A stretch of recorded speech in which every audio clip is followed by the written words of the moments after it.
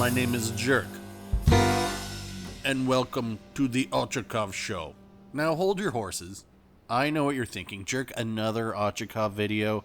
And yes, another Ochakov video, because this is World of Ochakov. Alright, I promise. This will be the last one for a while, as I think I need to get back into battleships and see how they feel in this brave new world of, well, frankly, the game seems to be the same still. But beyond that, would you look at the time? It's just about the freaking weekend, which means we need to call up Bernie and have some fun over at his place. What's the worst that could happen? But before we do that, we have a little show to do. So it's no surprise who today's guest is, but you'd better enjoy it now because I promise I won't have them back on for a while. So put your hands together for the premium tier 7 Russian light cruiser, the Ivan Drago of its tier. Give it up one last time for Ochakov. Folks, you heard me say it in the last video, and so I figured I would do one last one before we retire this ship for a little while, at least from the big show. This is, in my humble opinion, the best tier 7 cruiser currently in the game. Now, having gotten my updated stats from Ouija, I can tell you that playing solo in this ship, my win rate is a ridiculous 75% out of roughly 130 matches solo, 250-ish matches total. Oh, also in a division, the win rate, it's 75%. So that's a big enough sample size to get a very honest opinion. Now, my average ship sunk is just a pinch under 2, and my average damage being just about 100,000. So a little bit under 3 times its own health pool. So I said it was a beast, and now I have the evidence, and I think this match is going to show why and demonstrate how I like to play it. And you'll get to see me make some silly mistakes. So let's get to this match. We are once again on the exotic island locale known for its amazing beach parties, Sea of Fortuna. And having spawned on the seaside, I'm at sea. And since we're here, we're going to do something I normally don't get the opportunity to do, and that is sit behind an island and farm damage. I'm going to assume these two vanguards, who are in a division, are using will to rebuild, which is just fine with me, as I can sit here blasting away a la Frank Reynolds. And while that happens, I can provide more insight into this ship. There was a discussion recently on Reddit about whether this ship is broken or not. And in the comments, many of the weaknesses were listed, and it made me think, yeah, it is quite susceptible to all of those things, such as HE from 203s. So on paper, it does sound balanced. But the problem with that is those situations seldom arise in actual games. Most of the time, we have 5 battleships and a couple destroyers with one other cruiser out there, maybe. And in this match, it's the same as usual, but we have a carrier. So the purported weaknesses of this ship mean diddly squat if that situation never arises.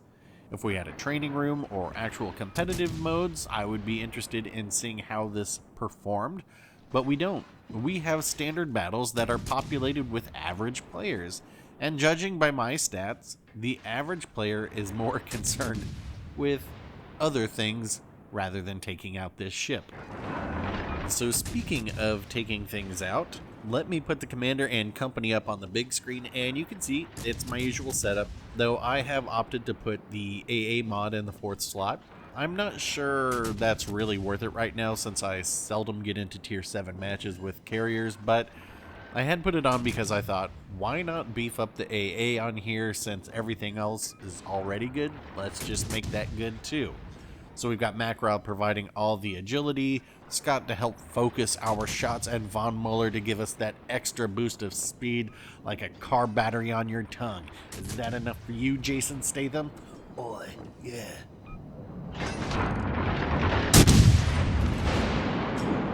I'll admit that so far, there has been nothing noteworthy in this match. I don't think most people come here to see me sit behind an island farming damage. There are other channels for that, but I will say that it has been pretty effective. if that's your thing. We have that 1/5 HE pin on here and a good chance to start fires. We've had 8 total. But as we prepare to vacate the premises with haste, we can see me do the first of 2 big blunders in this game. Not really sure what I was thinking here. Probably just being greedy, wanting to make sure this ship sunk, but something that could have easily gotten me dev struck right there. But instead, just 2/3 of my health gone, but we'll go ahead and drop that heal.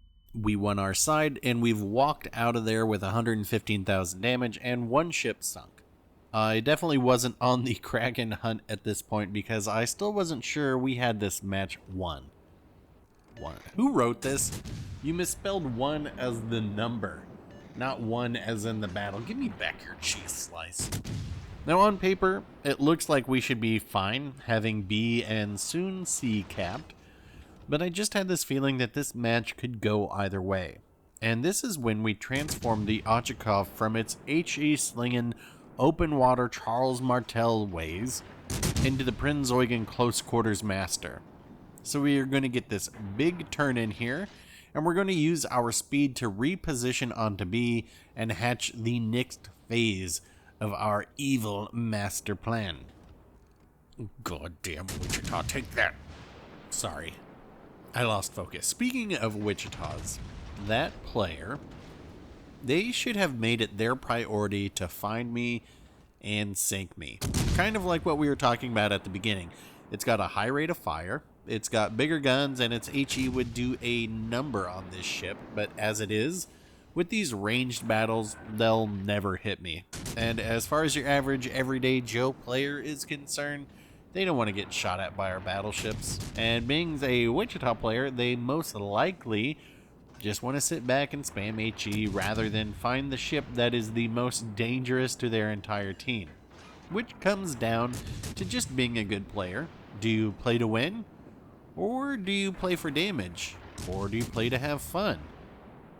And if you want to have all 3, Ochakov's the ship for you, so come on down to Crazy Jerks, use Boat Emporium, and we'll put you in one today. So I am moving towards B with the great speed this ship has, and I'm keeping the terrain between myself and those battleships to get free, 0 risk damage. Now it's not a lot, but it is steady. I think I've chipped about 6,000 more from when we actually left the sea cap. But as I'm closing the distance, now I can bring in the next utility I have at my disposal, those 8-kilometer torps. So I'm just going to go ahead and put those out into the water and get into my natural habitat, the encircled close quarters of B, where I can have multiple exits and access to the red team. If I had been a backline Betty and gone out into the middle of the water just blasting away, then there is nowhere for me to launch sneaky surprise attacks from, not to mention I'd be further away from having any direct influence on the red team's movement. I need to keep an eye on that Wichita, as they could be a big threat, and I also have those 2 battleships right around the corner too. But this is where I need to be. It is higher risk, but it is also higher reward. Oh right, there's a carrier in this game? No doubt having a huge impact on the outcome of this match. And we'll just sail right between these 2 torpedoes. Let's just go ahead and pick up a Wither Award while we're at it, and circle around my prey like the natural predator I am. No Chris Hansen, no need to knock on my door, not that kind of predator. Now, the Wichita has become engaged with some other blue ships out there, so I needn't be concerned with that, and can instead focus on this Massachusetts, the King George, and the Fletcher. All of which, on paper, should ruin me. Well, maybe not the Fletcher, but together, yeah, I should be erased from this match in no time. And as if I'm trying to prove a point here, let me just go ahead and get stuck on this rock. And this is my second big blunder. This right here, there is 0 reason that I do not just get erased immediately. But I'm sure this cliffhanger, I'm trying to shoot the Fletcher here, but actually gonna fire on the Massachusetts, but I do take a big hit. but not as big of a hit as that Massachusetts is going to take. So there goes our second ship. And now I'm still stuck on here, and I'm thinking, how long can I live until this King George kills me? Here comes its salvo. And they missed? I don't know. I'll go ahead and get another heal off, and I'm going to reverse into some safety and collect my thoughts. Not before getting 2 fires on that King George, though. I don't know what could be possibly more attractive to look at than me, but again, these players just passed me by and decide to go after, I'm guessing, our battleship down at sea. I go ahead and use my radar because I'm sure the Fletcher is close. I just need to know where, and you may have seen that I peeked over there to see where the King George has their turrets pointed. And it's away from me, so it's go time. We're going to come out here and just start blasting away at the King George. First thoughts, drop the torpedoes for it. But I don't, which is good because there's the Fletcher. So go ahead, put on the hydro, and we'll just focus this Fletcher down. They drop their torps. I mean, it's game over for them at this point.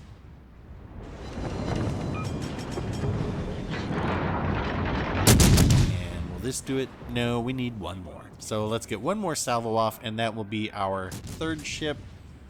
And then we can turn hard and start gunning down the King George. I do have a fire on them. They do have some torps right there, but this salvo of AP is going to quickly be our 4th ship sunk. And I was sitting here thinking, how did that just happen? How am I still alive? How did I get stuck on that rock, have 2 battleships and a destroyer just go right by me and let me sink all of them? But there's our 5th target, that Scharnhorst, but I need eyes on it. I thought carriers were supposed to spot things.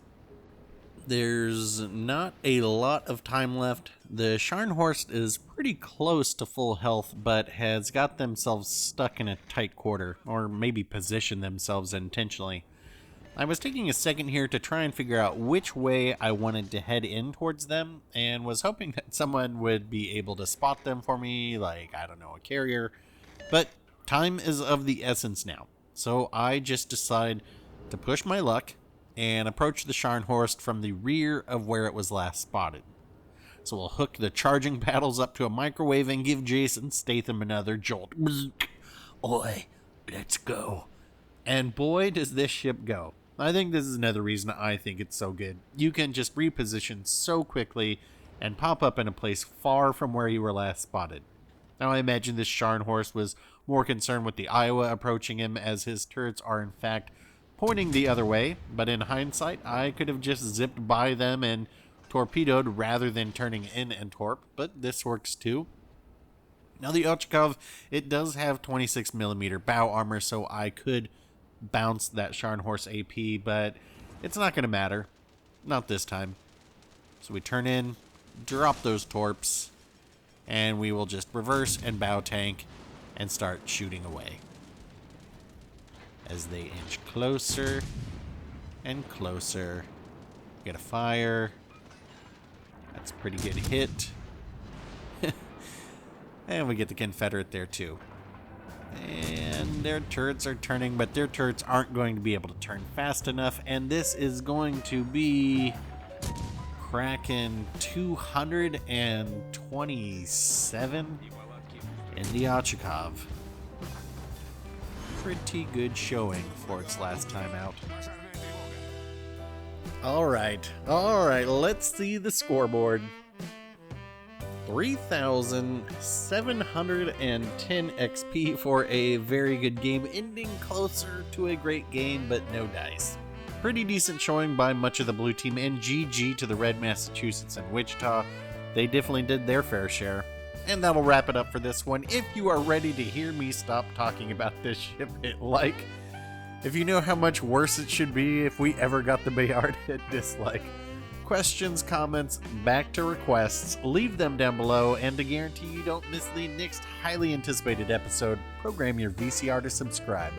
Thanks for watching, folks. I'll get back out there for another one soon, and we'll talk then.